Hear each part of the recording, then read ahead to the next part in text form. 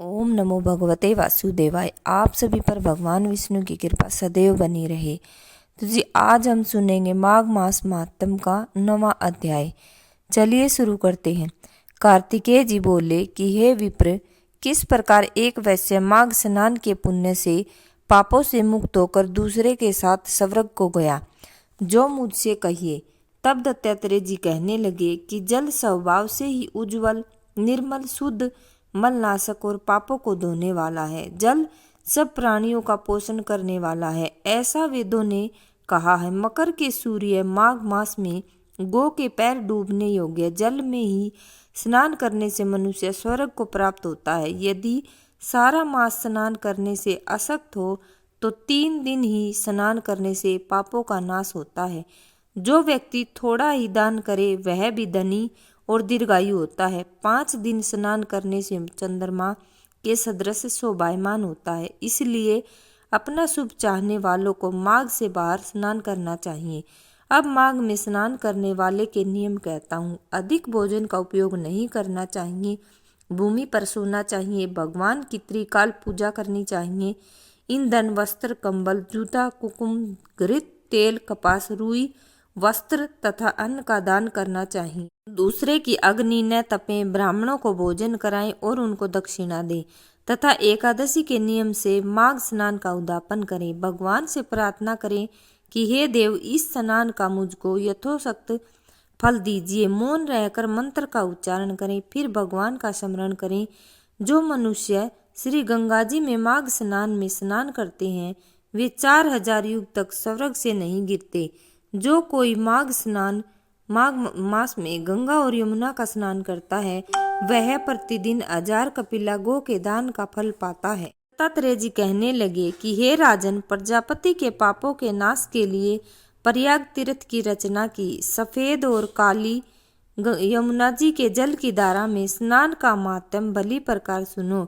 जो इस संगम में माघ मास में स्नान करता है वह गर्भ योनि में नहीं आता। भगवान विष्णु की दुर्गम माया माघ में प्रयाग तीर्थ पर सब नष्ट कर देती है। माघ मास में प्रयाग में स्नान करने से मनुष्य अच्छे भोगों को भोग कर ब्रह्मा को प्राप्त होता है। माघ मास तथा मकर के सूर्य में जो प्रयाग में स्नान करता है उसके पुण्यों की गिनती चित्रगुप्त भी नहीं कर सकता। 100 वर्ष तक निराहार रहकर जो पुण्य प्राप्त होता है वही फल माघ मास में 3 दिन प्रयाग में स्नान करने से होता है।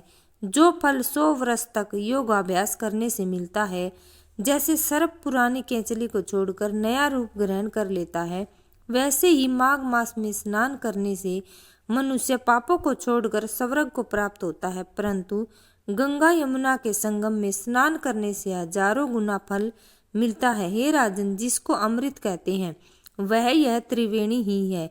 ब्रह्मा, शिव, रुद्र, आदित्य, मरुतगण, गंधर्व, लोकपाल, यक्ष, गुहयक, किन्नर, अणिमादि गुणों के सिद्ध तत्वज्ञानी ब्रह्माणी, पार्वती, लक्ष्मी, शनि, नैना, दिति, अदिति, संपूर्ण देव पत्नियां तथा नागों की स्त्रियों घृतांची, मेनका, उर्वशी, रंभा, तिलोत्तमा, अप्सरा गण और सब पितर मनुष्य गण, कलयुग में गुप्त और सतयुग आदि में प्रत्यक्ष सब देवता माघ मास में स्नान करने के लिए आते हैं। इन दिनों माघ मास में प्रयाग में स्नान करने से जो फल मिलता है वह ईश्वर ही कह सकता है, मनुष्य में कहने की शक्ति नहीं है।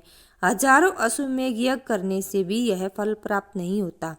पूर्व समय में कांचन मालिनी ने इस स्नान का फल राक्षस को दिया था और इससे वह पाप मुक्त हो गया था। कार्तिकेय जी कहने लगे कि हे भगवान, वह राक्षस कौन था? कांचन मालिनी कौन थी? उसने अपना धर्म कैसे दिया और उनका साथ कैसे हुआ? हे ऋषि अत्रि, ऋषि की संतानों के सूर्य, यह कथा सुनाकर मेरा कौतूहल दूर कीजिए। तब दत्तात्रेय जी कहने लगे कि राजन, इस पुरातन विचित्र इतिहास को सुनो। कांचन मालिनी नाम की एक सुंदर अप्सरा थी जो माघ मास में प्रयाग में स्नान करके कैलाश पर्वत पर जा रही थी। तब उसको मार्ग में जाते हुए हिमालय के कुंज से एक गिर राक्षस ने देखा। उस सोने जैसे तेज वाली, सुंदर काटी वाली, बड़े बड़े नेत्रों वाली, चंद्रमुखी, सुंदर केश और पान प्योधर वाली सुंदर अप्सरा को देखकर उस राक्षस ने कहा कि हे सुंदरी कमल नयनी, तुम कौन हो और कहाँ पर जा रही हो? तुम्हारे वस्त्र और वेणी भीगी हुई क्यों है? तुम आकाश मार्ग से कहाँ जाती हो और किस पुण्य के प्रताप से तुम्हारा शरीर ऐसा तेजस्वी और रूप ऐसा मनोहर है? तुम्हारे गीले वस्त्र से मेरे मस्तक पर गिरे हुए एक बूंद जल से मेरे क्रूर मन को एकदम शांति हो गई। इसका क्या कारण है? तुम बड़ी सिलवती प्रतीत होती हो, इसका कारण भी मुझे कहिए। अप्सरा ने कहा कि हे राक्षस सुनो, मैं काम रूपिणी अप्सरा हूँ। मैं प्रयाग में संगम में स्नान करके आ रही हूँ, इसी से मेरे वस्त्र भीगे हैं। अब कैलाश पर जा रही हूँ, जहाँ पर श्री शिव निवास करते हैं। त्रिवेणी ने जल से मेरी सब क्रूरता दूर हो गई, जिससे पुण्य के प्रभाव से मैं इतनी सुंदर और पार्वती जी की प्रिय सखी हुई। जो आश्चर्य देने वाला उदाहरण मुझसे ब्रह्मा जी ने कहा था सो सुनो। मैं कलिंग देश के राजा की वेश्या थी, रूप लावण्य और सुंदरता में अपूर्ण थी। मेरी सुंदरता पर सारा नगर मोहित था और मैंने अनेकों प्रकार के भोग भोगे। अनेक प्रकार के वस्त्र और आभूषणों से कि घर में कोई कमी नहीं थी। कई काम पुरुष आपस में स्पर्धा से ही मृत्यु को प्राप्त हो गए। इस तरह उस नगर में बड़ी सुंदरता से यौवन की व्यतीत हुआ और मैं वृद्धावस्था को प्राप्त हो गई।